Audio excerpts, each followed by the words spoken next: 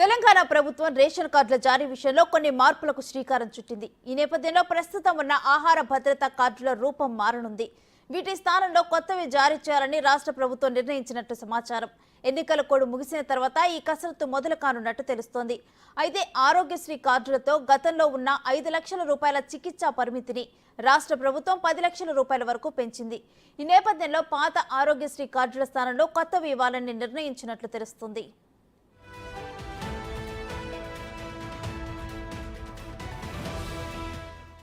రాష్ట్ర ప్రభుత్వం 89,98,546 ఆహార భద్రత కార్డులు ఉన్నాయి. ఉమ్మడి రాష్ట్రంలో రేషన్ కార్డు ఓ చిన్న పుస్తకం మాదిరి ఉండేది. అందులో కుటుంబ యజమాని ఫోటోతో పాటు కుటుంబ సభ్యుల పేర్లు, వయస్సు వివరాలు ఉండేవి. ఆ తర్వాత వీటి స్థానంలో రైతు బంధు పాస్బుక్ సైజులో రేషన్ కార్డులు జారీ అయ్యాయి. ముందు వైపు కుటుంబ సభ్యుల గ్రూప్ ఫోటో, కింద కుటుంబ సభ్యుల వివరాలు, వెనుక వైపు చిరునామా, ఇతర వివరాలు ఉండేవి. ఆ తర్వాత రేషన్ కార్డుల స్థానంలో ఆహార భద్రత కార్డులు వచ్చాయి. ఒక పేజీతో ఒకవైపే ఉండే ఈ కార్డులో యజమాని, కుటుంబ సభ్యుల ఫోటోలు లేకుండా కార్డుదారు, కుటుంబ సభ్యులు, రేషన్ దుకాణం కార్డు సంఖ్య మాత్రమే ఉంటాయి. ఇప్పుడు కొత్త కార్డు ఎలా ఉండాలనే విషయంపై ఎన్నికల కోడ్ ముగిశాక రాష్ట్ర ప్రభుత్వం నుంచి క్లారిటీ రానుంది.